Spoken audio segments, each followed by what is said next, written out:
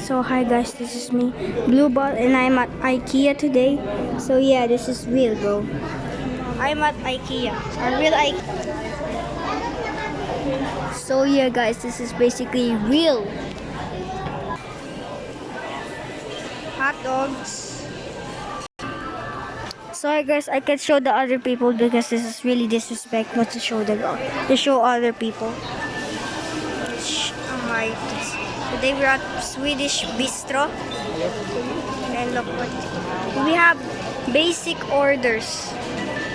Basic orders, yeah, whatever. We have some chicken buns, hot dogs, and some fries. Yeah, and even some drinks.